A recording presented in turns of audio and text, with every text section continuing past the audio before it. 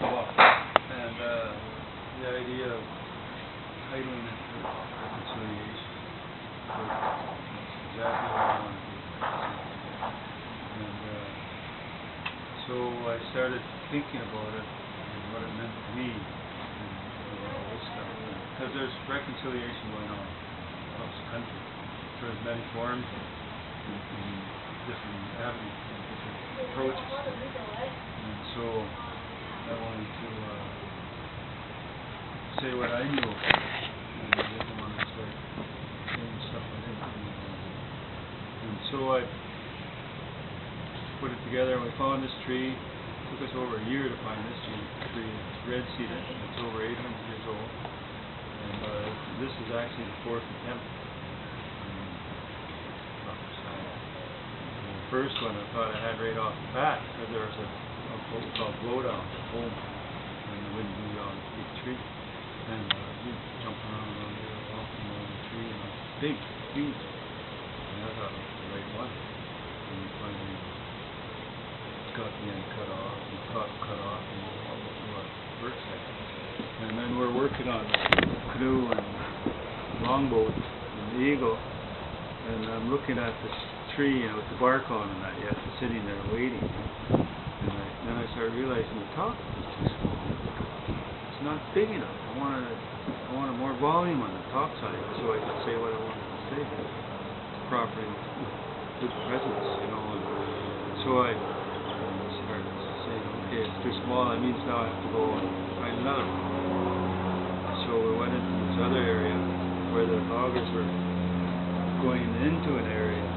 So we're wandering around the forest ahead of them. It was on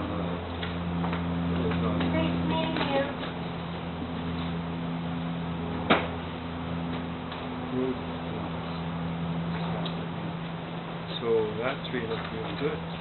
But it took 3 or 4 months for those guys to get there and clear it, get the road built, haul it out of there, and then they get it back down to where I'm working, and it was too small.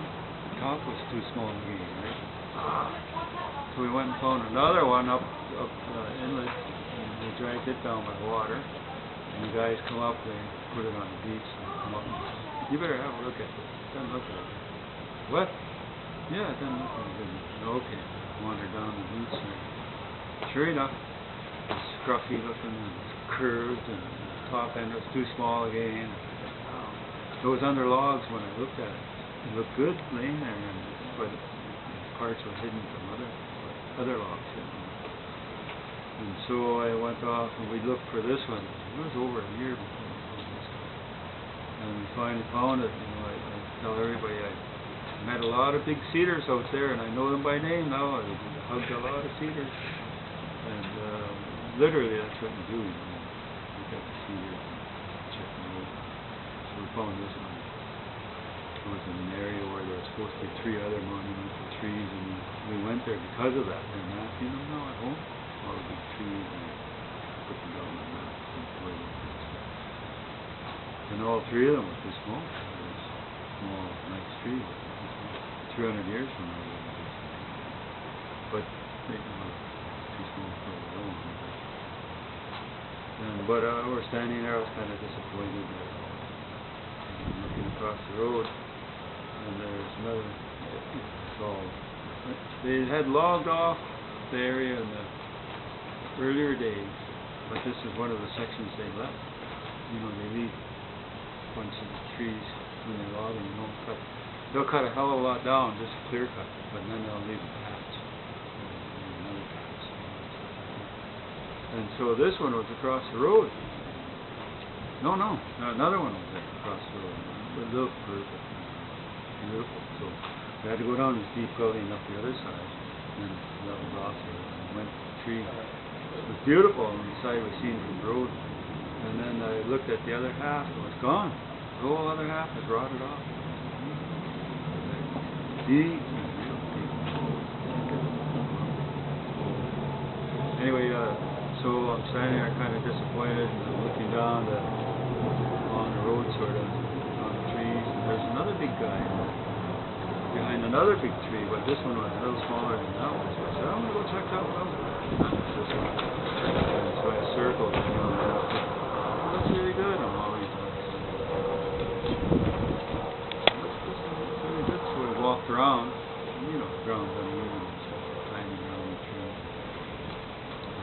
good. The backside was okay. And so I went and reported in. I said, I think I got hospital. I went back with the other fellow. He's got a say on it. And stuff like he has to work with the water company. And one of our like and ended up being on private land, so I mean, they owned it. And, I mean, on paper they own it. We own it. We own the whole Davern Show. That's our lands, right? And unceded territories of our country, what we're still fighting for. So. But they were good. They donated the logs, the tree, in the sense of they cut it down. The Sioux fallers, they felled the tree, and when they hauled it out of there with a big machine. So they donated all that time and machinery. And 1, 2, 3, 4, 5 guys. So they started at 8 in the morning. We showed up at 7:30. The fathers started at 8. And then by 1:30 they're hauling it out of that area. And it took all that time. Hauling it's pretty easy for them. And cooked it off. Anyway, we're watching the father start the undercuts. And we're standing beside him taking pictures of it. And then he starts the back cut. Clear out of it. I guess we could have stayed close by, but we wanted to watch it from a distance. So we went across the road and up the hillside there. And we're watching it working. And it starts coming down. You can see it coming down. And it falls, and we're pretty close to the road. We're lucky. So the top side of the tree hit the road. And as soon as it hit the road, it shattered just like glass. And branches and pieces flying all over the place. And the foreman and the chokerman standing there real quiet. They're right beside me. I'm looking at them. See, that's not a good sign. And then they started burning. The faller jumped up on the tree. Where's he going? He had his table up there. He wandered down the tree. He said, "Oh, how long did you want it?" I said, 68 feet. I got 74. I'll cut it off at 74. How does that sound? That sounds perfect. So he cuts it off, and so it was below the shatter. Because it shatter, when things shatter, they'll crack down in. And so we cut past that. So it was good. So they worked it out of the woods. So the end was right there at the roadside. Just back in. They picked it up with a huge machine. One of the old dinosaurs. The Navy. The Flintstone. Tool. It's really cool. It's this big machine with, and it's got a pole sticking out, and that's got the cable coming down there with this big hook on it. Interesting. And they learn, the guys swing it around so they can swing it out further. Grab. They get really good at it. So it's not just up and down. They actually turn it to swing it out. And so they started lifting it to see how heavy it was. And couldn't lift it. Just went end for end sort of. So they lifted the one end and started swinging it back and forth to start getting the motion and to start pulling it. And the cable breaks. And then they're a big cable. It broke 3 times. It was really fun to watch them go to work. Like it broke, so the guy jumped out of the machine. The guys get down there and they sever it off somehow. They cut the cable real quick. They have sledgehammers and they got this tool that just cuts through the cable. They start re-splicing it into with the eye in there, re-splicing it, and within half an hour, 20 minutes, we're back at it again. It's a lot of fun to watch these guys go to work like that. They got these big machines yet because there is big trees. You need those big machines to move. Sorry to interrupt, but does this come from Haida Gwaii? This tree? Okay.